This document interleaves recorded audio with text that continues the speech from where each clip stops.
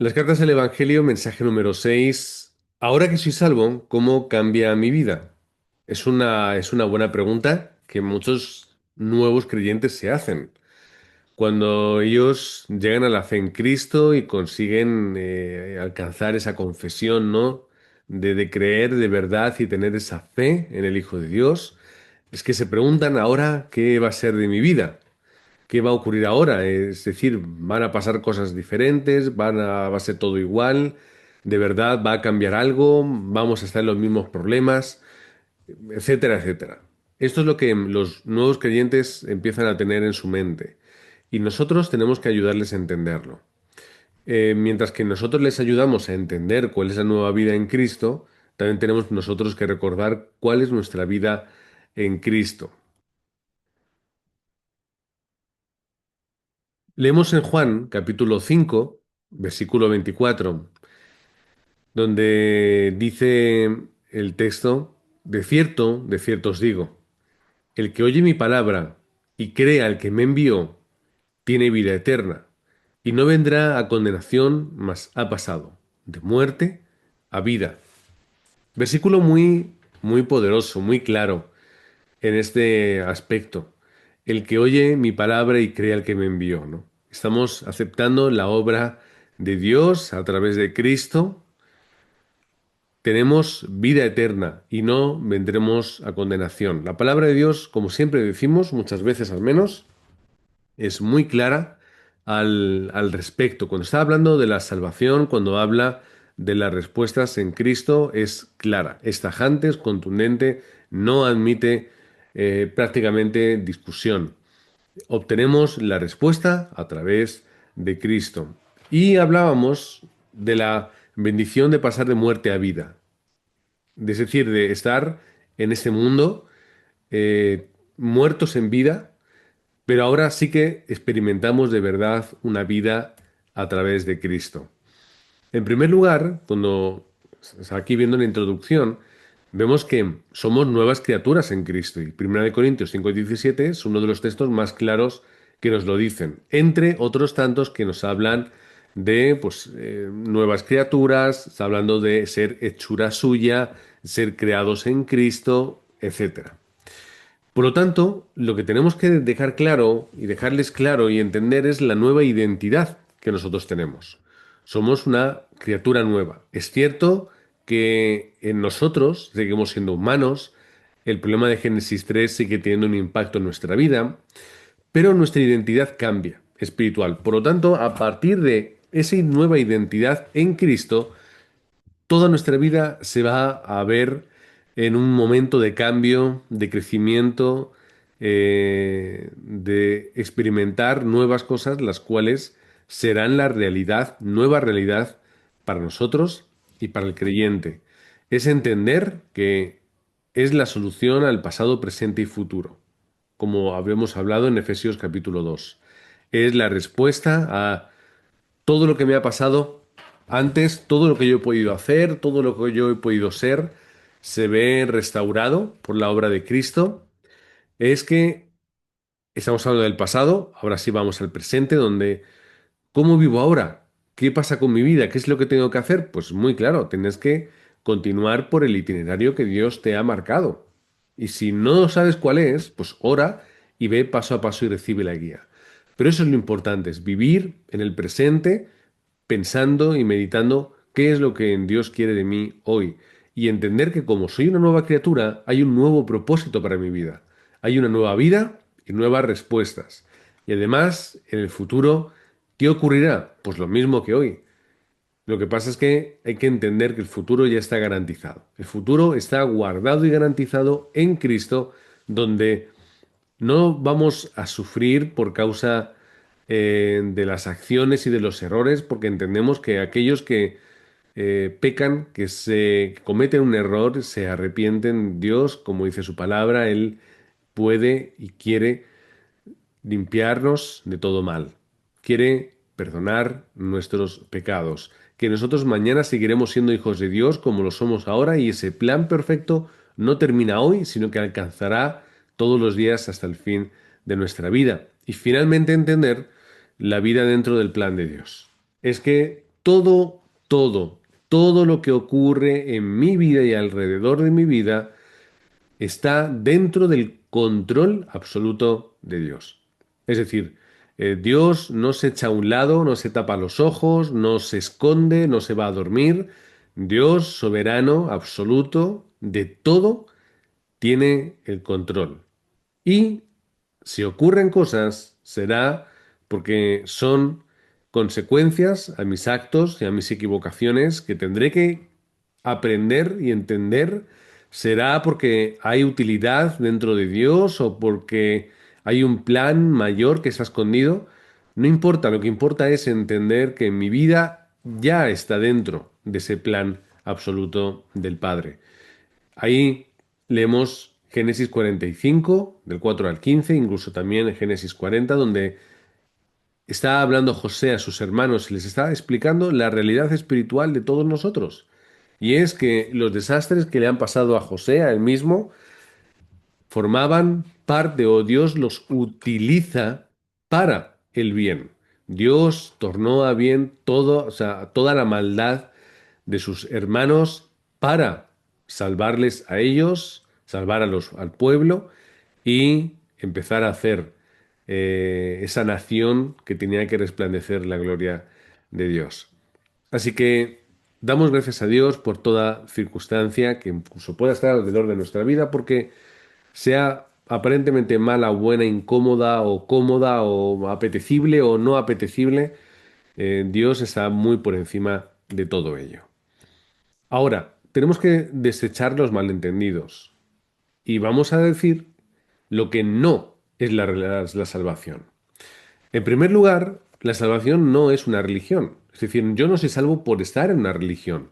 No es que yo como protestante o como cristiano evangélico sea salvo.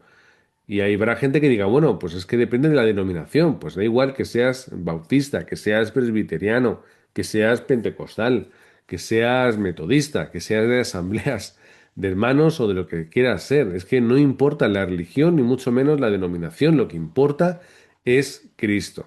Porque la religión, incluso las denominaciones, son creaciones humanas. Es algo nuestro. Y como no podemos estar juntos porque entendemos que hay ciertas diferencias o perspectivas o costumbres, pues nos vamos separando en denominaciones, unas y otras.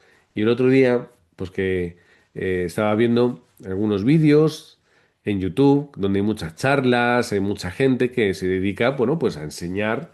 Y en este caso, las charlas y los debates las clases que hay entre calvinistas y arminianos, pues son interminables y seguirán estando, yo creo que durante mucho, mucho tiempo, porque no hay una respuesta clara. ¿Qué somos? Entonces, la salvación es a través de la predestinación o la elección de las personas somos libres o no somos libres, y con todas esas ideas teológicas que tanto nos rompe la cabeza, pero al final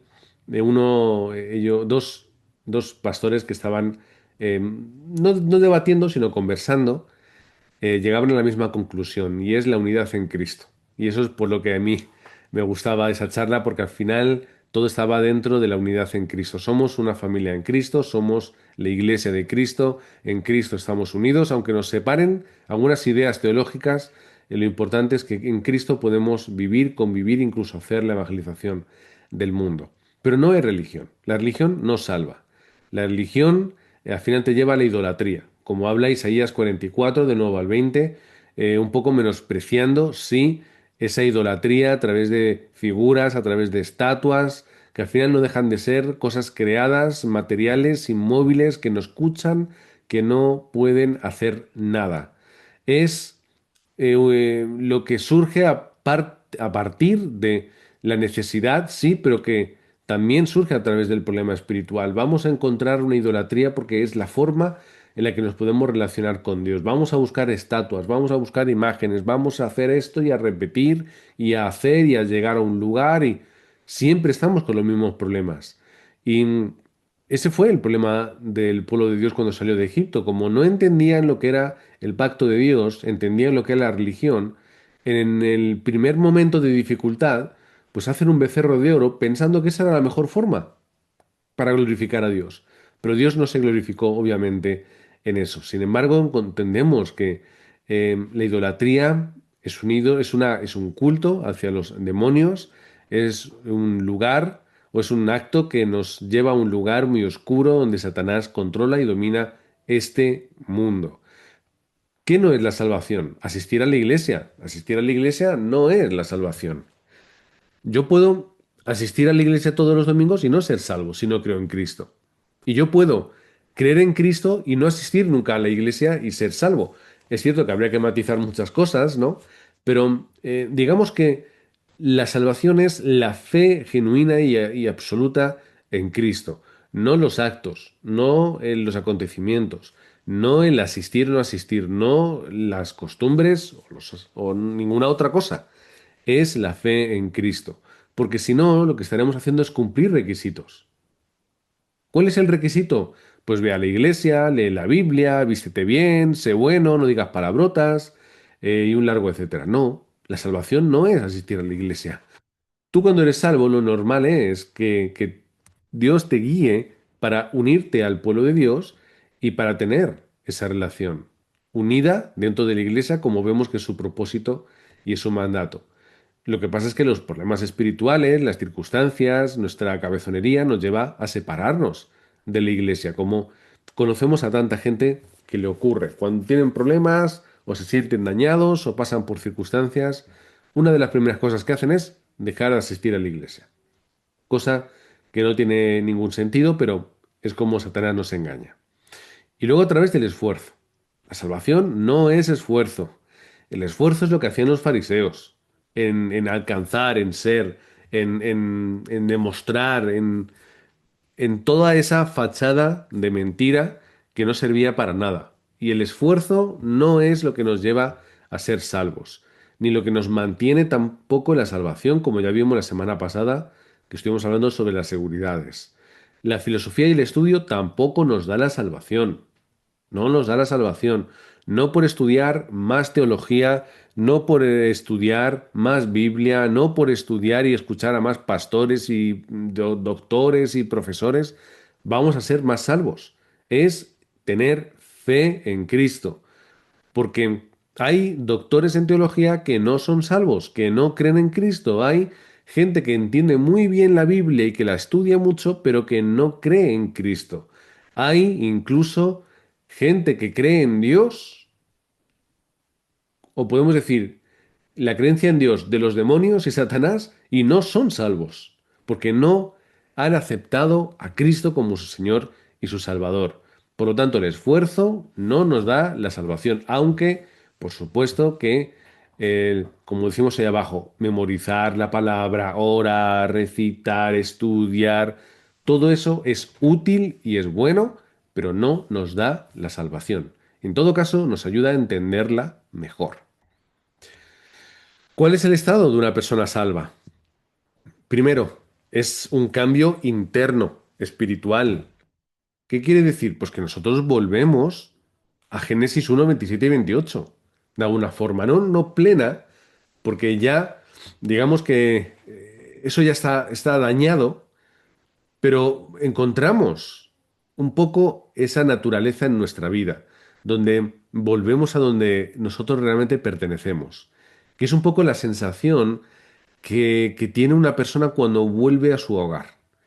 Esto, los que habéis estado fuera o vivís en otro país, como por ejemplo, veo ahí a Paula y a Violeta, a Beatriz, cuando volvéis a vuestro país, con vuestro idioma, vuestra cultura, vuestra comida, vuestra familia, volvéis a vuestro hogar. Aunque llevéis mucho tiempo fuera, eso seguirá siendo un hogar. Y esa es la sensación que, que tenemos cuando conocemos a Cristo y nos reunimos con Dios. Eso es donde yo tengo que estar. Aquí es donde yo pertenezco. Esta de verdad es mi verdadera naturaleza, que es estar con el Padre. Por lo tanto, es un cambio interno espiritual que lleva a conectar otra vez con el Padre como estábamos al principio. Es además, en segundo lugar, un cambio de vida. Es que mi vida cambia, no cambio para ser salvo, es que soy salvo y mi vida empieza a cambiar. Hay gente que cambia drásticamente y otra que es un cambio más paulatino. pero lo importante es que es un cambio de vida que va desde dentro hasta afuera. Génesis 2.7 nos dice que Dios puso espíritu de vida, influyó, sopló en nosotros ese espíritu de vida que a causa del pecado se ve dañado, se ve roto, se ve escondido. Y cuando volvemos otra vez y a través de Cristo volvemos a conectar con Dios, eso vuelve otra vez a revivir. Es la respuesta de Romanos 8.2, estar dentro de esa ley del Espíritu de vida en Cristo Jesús, que me ha librado de la ley del pecado y de la muerte. Ahí lo tenemos en la versión nueva, en nueva versión internacional. Eh, es que el Espíritu Santo mora además en nosotros. Primera de Corintios 3:16 dice la palabra, ¿no sabéis que sois templo de Dios y que el Espíritu de Dios habita en vosotros? Fijaos lo que nos está diciendo, que somos templo de Dios y en nosotros habita el Espíritu. Todos los días, en todo momento, habita. No a veces, o puede ser, o quizá, o... No, no. Es que como creyentes tenemos al Espíritu Santo en nosotros. 24 horas, en todo lugar, en toda situación, que además nos da poder, nos guía, como dice la palabra, nos convence de pecado, es decir, nos muestra nuestra realidad también espiritual y nos enseña lo que estamos haciendo. No es el Pepito Grillo de Pinocho, es el Espíritu Santo que de verdad nos está mostrando nuestro estado espiritual. Es ese poder que es necesario para hacer la evangelización del mundo. Y nos habla de que somos guiados por el campo, guiados en nuestra vida, guiados para hacer la evangelización del mundo. La palabra de Dios es muy clara en este aspecto, versículos 11 y 12 de 1 Corintios 2, donde dice, en efecto, ¿quién conoce los pensamientos del ser humano sino su propio espíritu que está en él? Asimismo, nadie conoce los pensamientos de Dios sino el Espíritu de Dios. Y ahí lo explica Pablo, le da el punto importante, porque nosotros, dice, no hemos recibido el Espíritu del mundo, sino el Espíritu que procede de Dios, para que entendamos lo que por su gracia Él nos ha concedido. ¿Cómo yo voy a poder conocer a Dios? A través del Espíritu que procede de Dios. ¿Cómo yo puedo conocerle de una forma más real y más clara? No por mucho que leas, no por mucho que te cuenten, sino porque de verdad tú aceptes a Cristo, el Espíritu Santo pase a morar en ti y por lo tanto tú puedas entender realmente de una forma, desde ese momento, más plena, más consciente y real, esa gracia que Dios nos ha dado.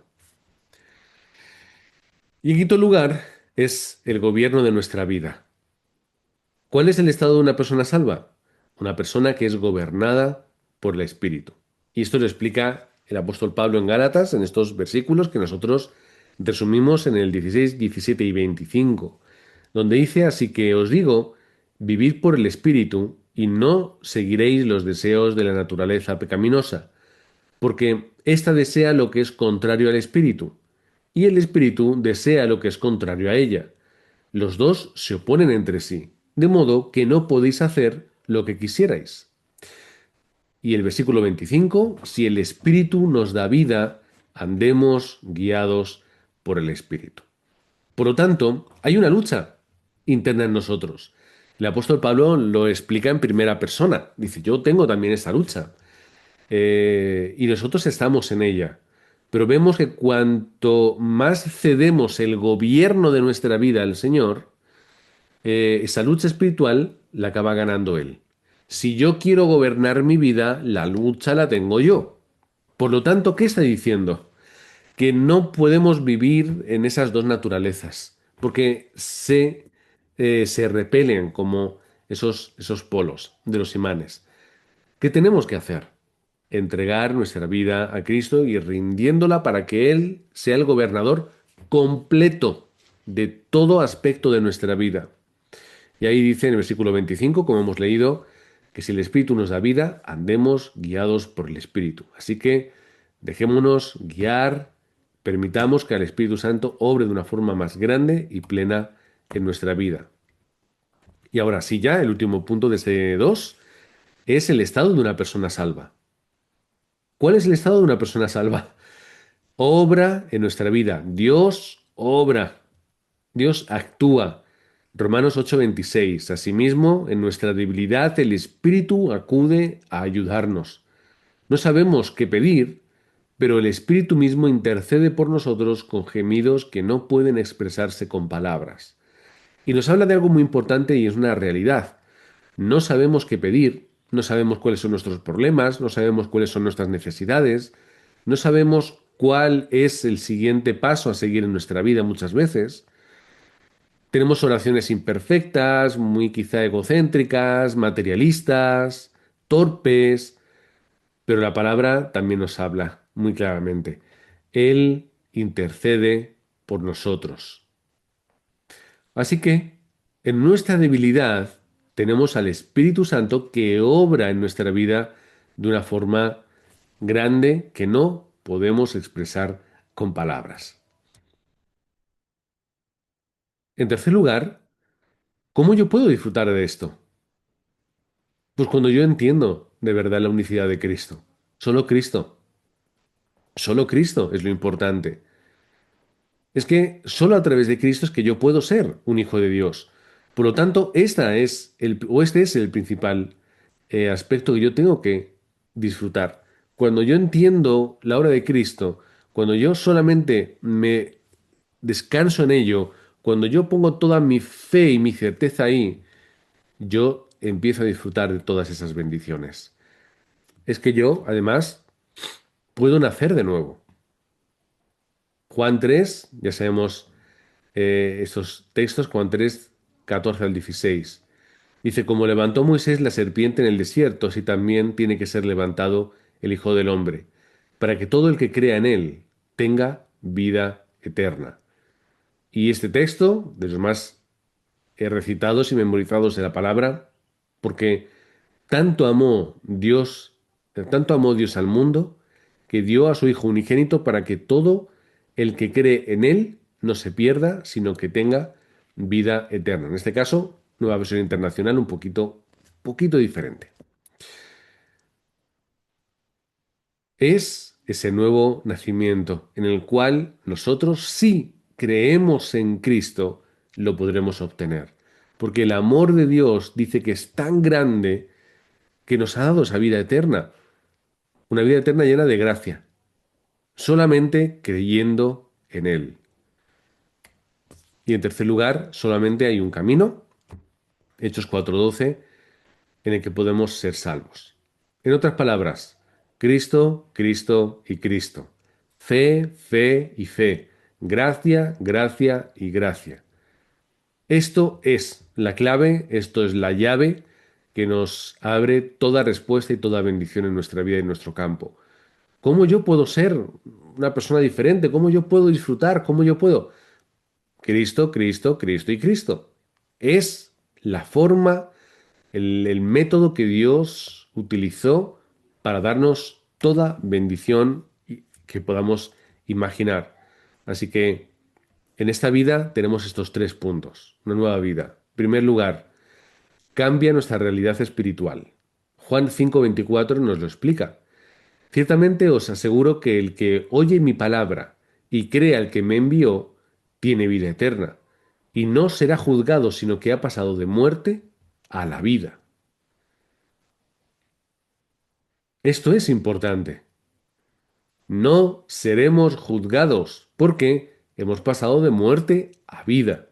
Solamente el que cree y acepta la obra de Cristo. Es una nueva identidad, que hemos pasado de Juan 8:44 a Primera de Juan 3:1, de ser hijos de nuestro padre el diablo a, fijaos qué gran amor nos ha dado el Padre que nos llama hijos de Dios. Y lo somos. Esta es la confesión, la alegría de Juan en estas exclamaciones. Las exclamaciones de alguien maravillado y feliz de la obra de Dios a través de Cristo. Daos cuenta, qué gran amor nos ha dado el Padre, qué gran amor tiene Dios hacia nosotros, que nos llama hijos. hijos, que estamos acostumbrados a escuchar esta palabra, hijos y padre, pero hijo y padre es una analogía que Dios utiliza. Es decir, cuando Dios, permitidme un poco la licencia, pero cuando Dios está pensando y dice, a ver, ¿cómo les explico yo a estos seres tan torpes y tan insignificantes, que les quiero mucho, pero son muy torpes? ¿Cómo yo les explico quién soy y quiénes son ellos para mí? Y piensa y va a dar una vuelta y otra vuelta. Y la analogía que a Dios se le ocurre y que inspira al escritor es ¿cuál?